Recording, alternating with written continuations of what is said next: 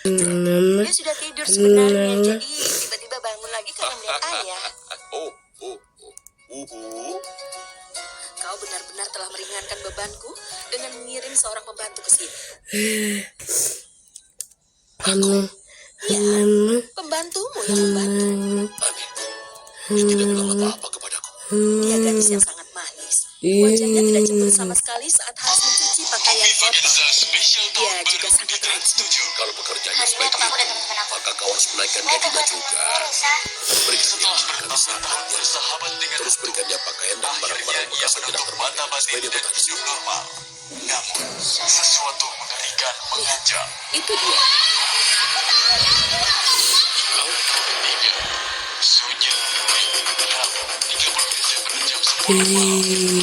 Sebaru Putranya setuju. Kau datang ke rumahku. Apa ini yang kau lakukan? Lepaskan kakiku. Aku tidak punya pilihan lain lagi. Pak, tolong terima adikku kembali ke kampus. Hanya pendidikan yang bisa mengubah hidup kami. Aku tidak bisa mempertaruhkan masa depan seluruh siswaku yang lain hanya demi mengamankan masa depan adikku. Teman-temannya hanya akan merusak semua orang. Pak, aku jamin dia tidak melakukan apapun yang salah. Dia akan menjadi murid yang baik. Pak, aku sudah bekerja keras untuk memberinya pendidikan. Tolong terima dia kembali di kampus. Kau sendiri pun masih muda. Kau sudah selesaikan pendidikan. Aku tidak bisa melanjutkan pendidikan karena masalah keuangan. Karena itu aku mengerti pentingnya pendidikan. Pak, aku tidak ingin adik laki-laki dan adik perempuanku buta huruf. Ayah, tolong pertimbangkan permintaannya. Dia sudah bekerja dengan sangat keras demi adiknya, Ayah.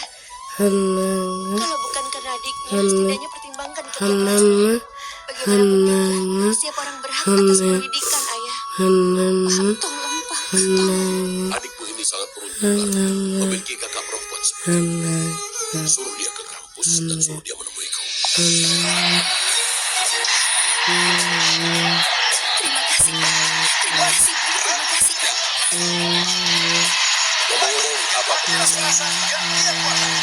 Pak, aku berjualan karangan bunga di luar kuil. Aku juga berjualan jajanan di siang hari.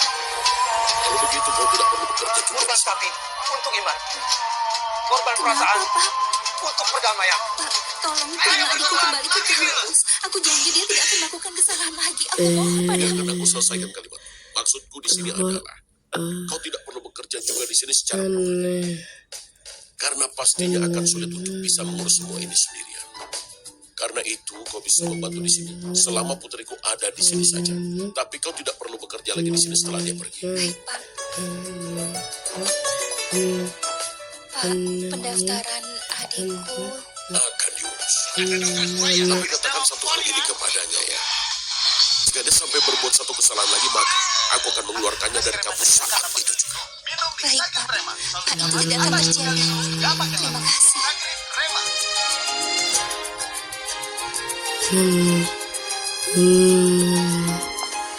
Ada dokter buaya. Kristal Spor ya.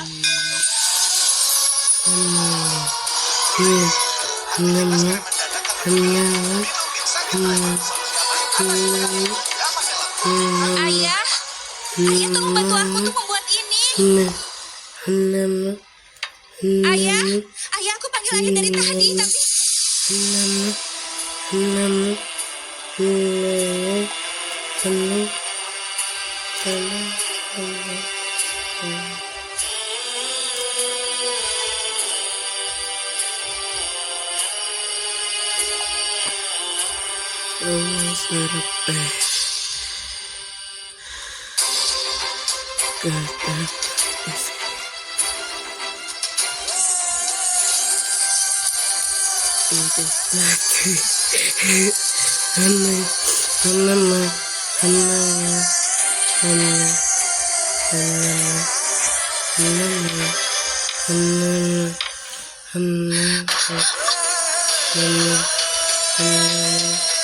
Sayali, kau melamun sejak tadi. Jarimu terluka.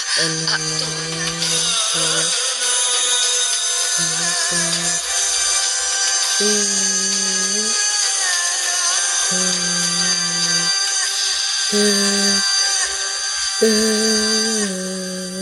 dirimu baik-baik.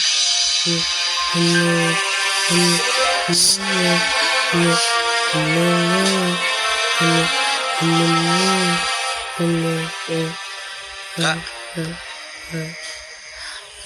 aku akan kuliah, Kak.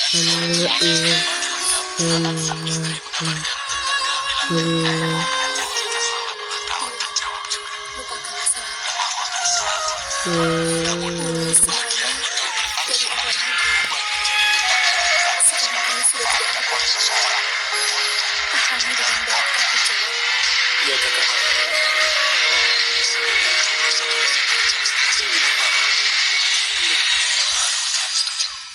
Sudah, biar saja. Aku akan berikan yang satu ini. Tidak, Ibu. Anggap saja ayah memberikan.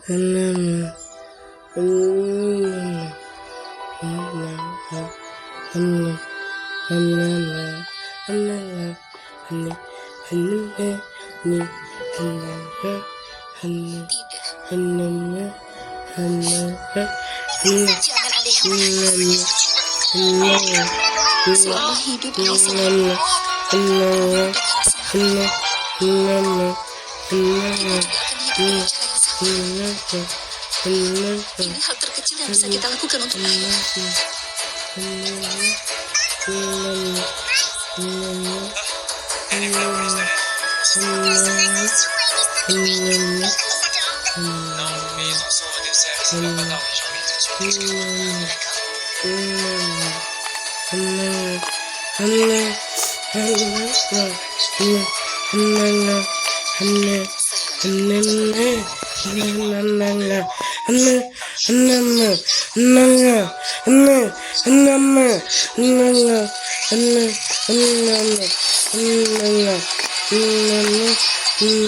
Berikan aku segelas jus.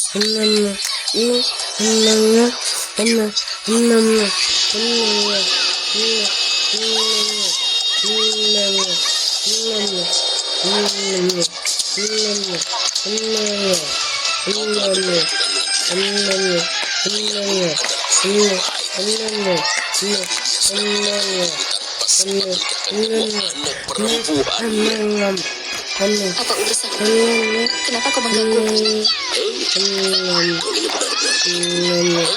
Kau membentakku kalau aku mengunjungi rumah.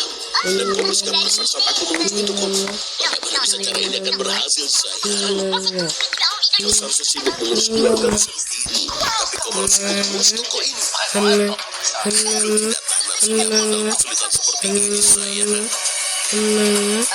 Kalau kau sampai ada masalah dalam hidup, maka aku selalu ada bersama. Itulah yang mengganggu. Aku bersumpah demi ayahku, aku tidak akan pernah menerima uang dari orang-orang seperti dirimu. Lebih baik kami tiada daripada harus menerima uang dari orang sepertimu. Lepaskan tanganku. Aku sudah jelaskan kepadamu dari dulu, tapi kau tidak pernah mau mengerti sama sekali.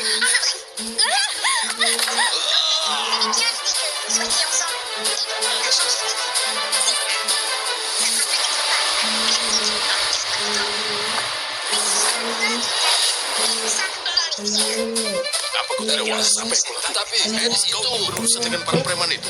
Ayo.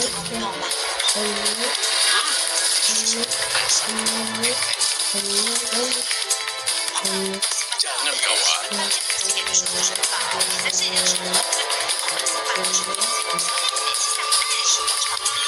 Kau mau so pintar ya? Hah? Aku mau lihat siapa laki-laki yang mau menikahimu setelah ini. Kau sudah kehilangan ayahmu sekarang. Kalau aku menolak membantumu, kau tidak akan bisa bertahan hidup di kota ini. Belajarlah hidup bersamaku jika kau tidak nyaman. Atau kalau tidak, ini hanya tahap awal. Mengerti?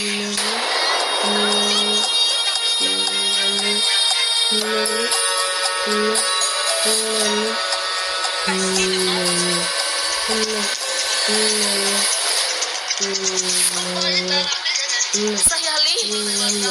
Dasar manusia kurang ajar. Sayali. Ketika seseorang kehilangan ayahnya, maka preman seperti orang itu akan membuat hidup mereka jadi sengsara. Tidak, aku sudah menolaknya. Beritahu aku kalau kau menemukan gadis yang baru. Beno, aku mau bicara, ini penting. Tunggu sebentar, jangan ditutup. Kenapa buru-buru sekali? Aku sedang bicara dengan seseorang di telepon. Tunggu saja sebentar. Ya, aku bilang apa tadi? Oh, aku sudah bicara dengan putraku Teja. Carilah gadis yang kaya raya dan tentu saja harusnya berkelas untuknya dan sangat cocok. Oke? Mertuanya anakku haruslah orang yang bisa menghargai bakat putraku dan mampu mendukung keuangan masa depan putraku. Tidak ada seorang pun yang bisa mengerti putraku dengan baik selain aku sendiri. Gadis itu adalah satu-satunya putri dari seorang hakim pengadilan tinggi yang sangat kaya. Proposalnya juga ada di sini. Kalau kamu mau, aku bisa ambilkan. Ya, tentu saja. Ya, boleh. Baiklah. Salam. Salah. Ya, katakan. Apa yang mau kau katakan? Sebenarnya, untung kau ada di sini. Kemarilah.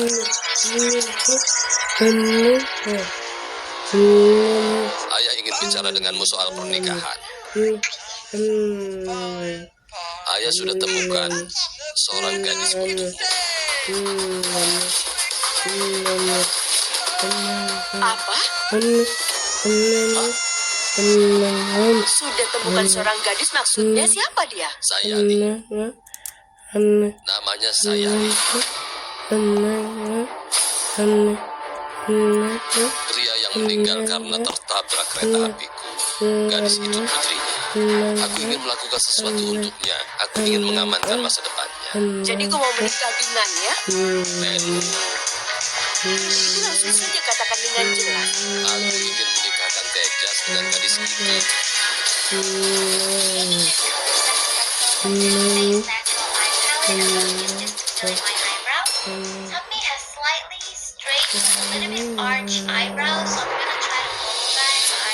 Hari itu adalah hari yang sial saat aku bertemu denganmu. Sejak saat itu hidupku semakin sengsara. Andai saja aku tidak pernah bertemu denganmu. Aku datang hanya untuk menjemput pengantinku. Bersiap-siaplah sayang.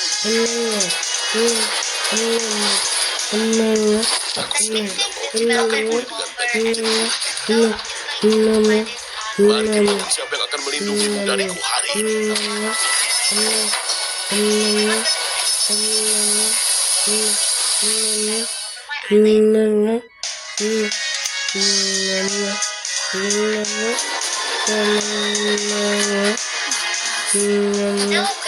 Sebaiknya kau bicara dengan tentang hal ini. Kenapa sekarang? Kenapa tidak? Saya baru kau pulang ke rumah setelah yang bahagia. Ini saatnya merayakan. Bukannya bicara sesuatu yang tidak menyenangkan.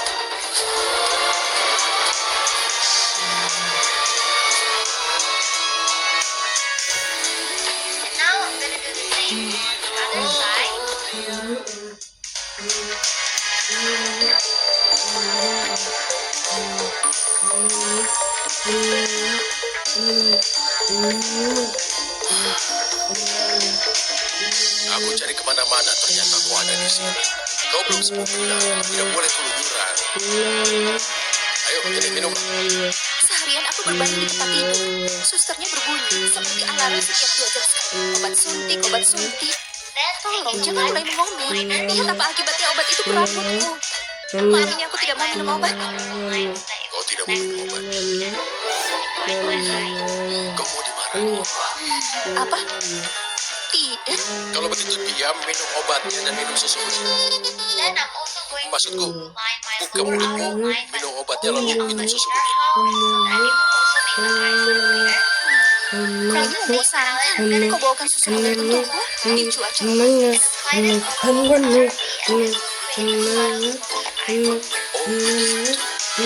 Kau tidak suka suasana. Baiklah. Tunggu sebentar ya.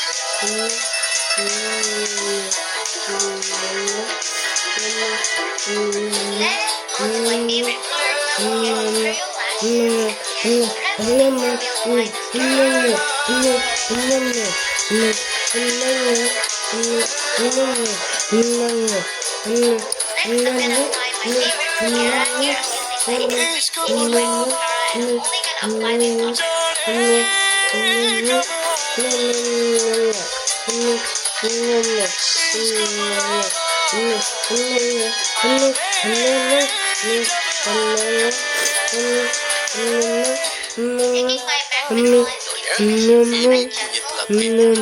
Minumlah supaya kau sehat.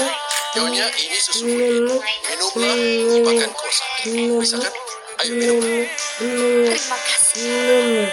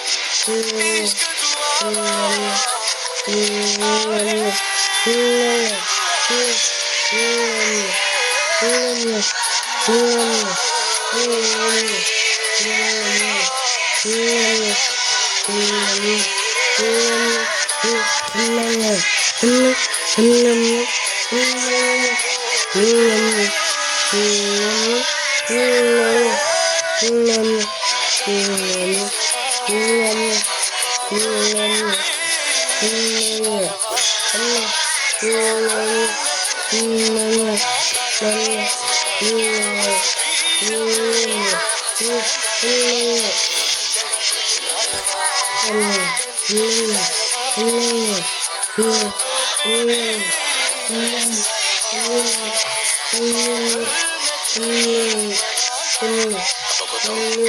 Saat di rumah sakit, tidak sakit. Aku mencobakan untuk Oh iya? Apa? saya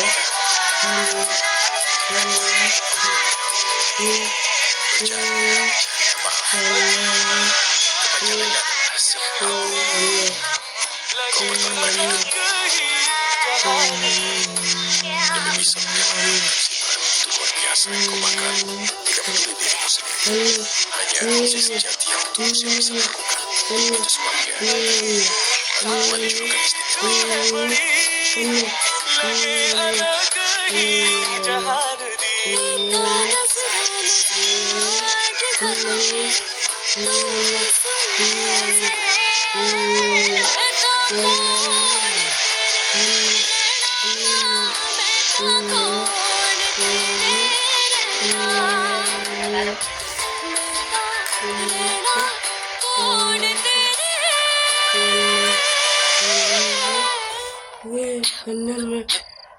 Kenapa?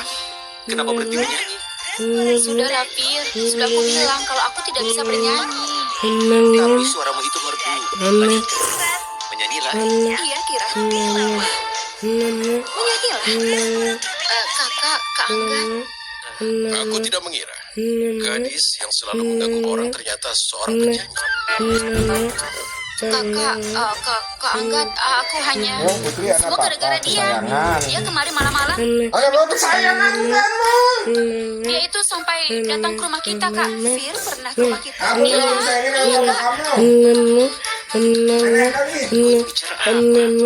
Tidak. Jangan cegah aku. Kalau hari ini tidak dicegah, kau akan ke rumah lagi tanpa diundang. Apalagi di malam hari, iya kan, Kak? Sekarang, coba buka matamu dan lihat kau ada di mana. Lihat apa? Dia datang ke rumah kita hanya untuk menggangguku, Kak. Ini bukan rumah. Ini taman kediaman orang berarti. Kakak,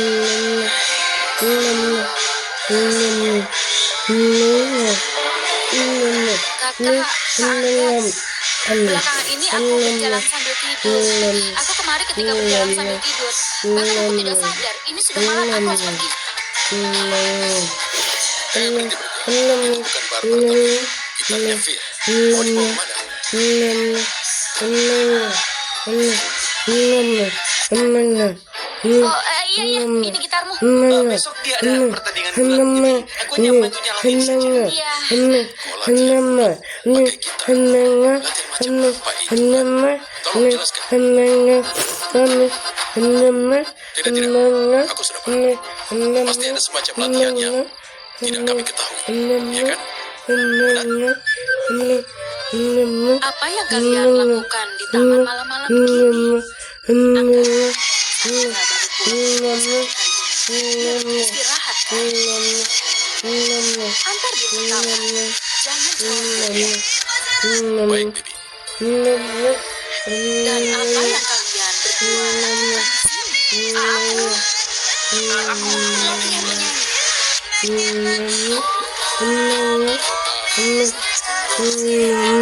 Fir latihan bulat dan Kirat latihan. Apa? Maaf. Fir latihan menyanyi, Fir latihan. Dengar Fir, aku sudah memintamu mengantar Kirat pulang, tapi kau masih di sini. Dan kau baru saja keluar dari rumah saya.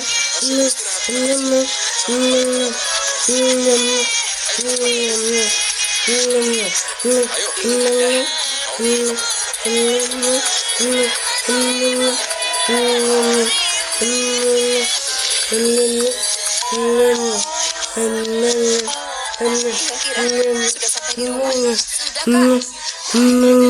Sudah, Kak. Aku yakin Kira juga sudah sampai. Ya, mungkin saja. Ketahuan. Bagaimana kau bisa tahu? Dia pasti sudah sampai. Aku harus peduli di mana dia. Kau harus peduli. Sekarang dia adalah laki-laki. Dia membantumu latihan bulat kan? Sudahlah, Kak, jangan ngejek aku. Dulu kakak tidak begini. Keluarga berubah menjadi seperti ini. Tapi kau harus pikirkan, Kirat dan Fir si payah tidak cocok, Kak. Iya, kau benar sekali. Fir dan kau sama sekali tidak cocok. Dia tidak tampan, tidak punya bakat.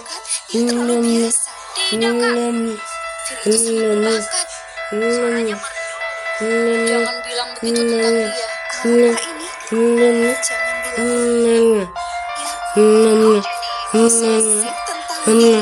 Maksudnya apa? Kita menelpon bukan untuk Kak. Teleponnya.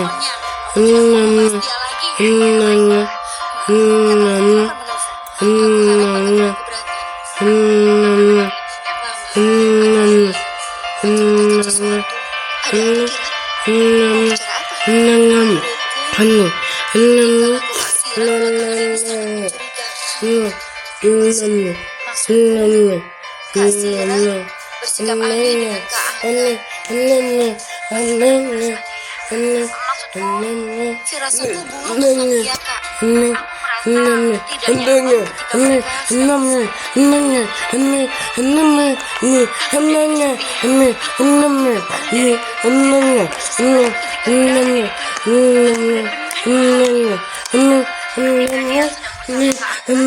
Aku lihat sikapnya itu sangat berbeda.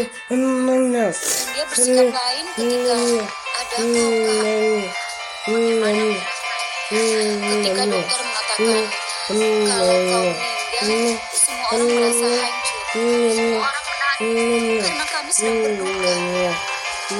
Tapi Kak Sirat, dia kelihatan biasa saja. Sikapnya terkendali. Seolah-olah dia tidak peduli. Dia malah meminta Kak Angga untuk menerima apa yang terjadi dan melanjutkan hidup saja. Kak Saira, kita mengekspresikan duka dan derita dengan cara kita masing-masing. Tapi kalau dilihat dari gerak-gerik Kak Sirat, seolah-olah dia tidak sedang berduka. Aku paham apa maksudmu. Kakak sudah tahu. Aku bahkan membicarakannya dengan Kak Sirat.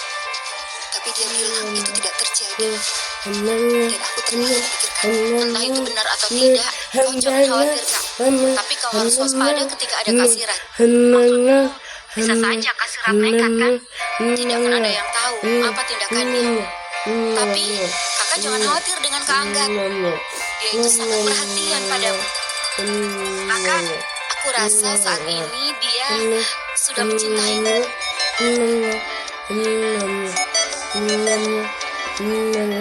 Cukup Nyonya. Waktu bicaramu sudah habis. Sekarang saatnya minum obat dan istirahat yang banyak. Angkat dulu teleponnya.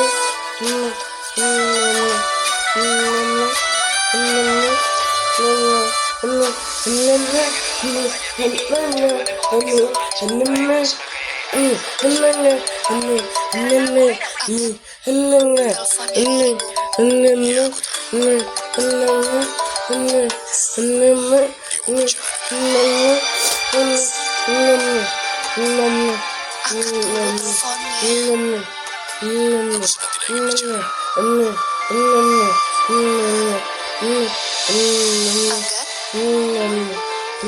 Angkat, apakah kau tidak merasa kalau kau terlalu keras pada ibu? Aku tidak mengerti. Bagaimana caranya bicara dengan ibu?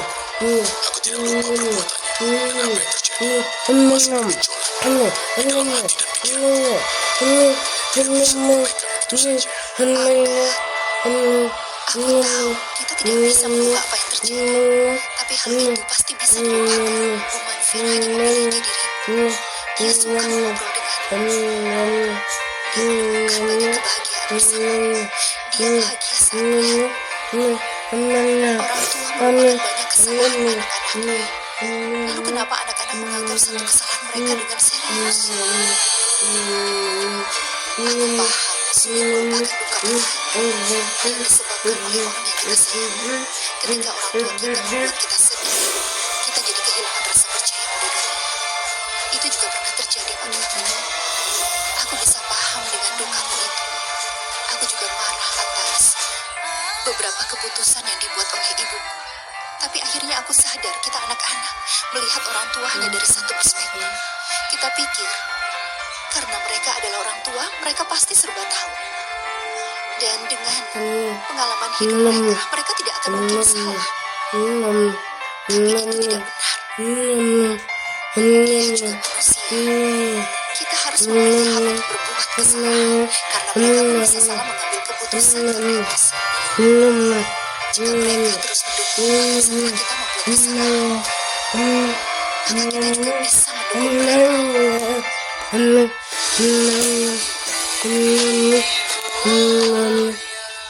Aku kalau disuruh bikin lantai gelas kayak gini nih. Awalnya naik tangga sambil breakdance. Lantai gelas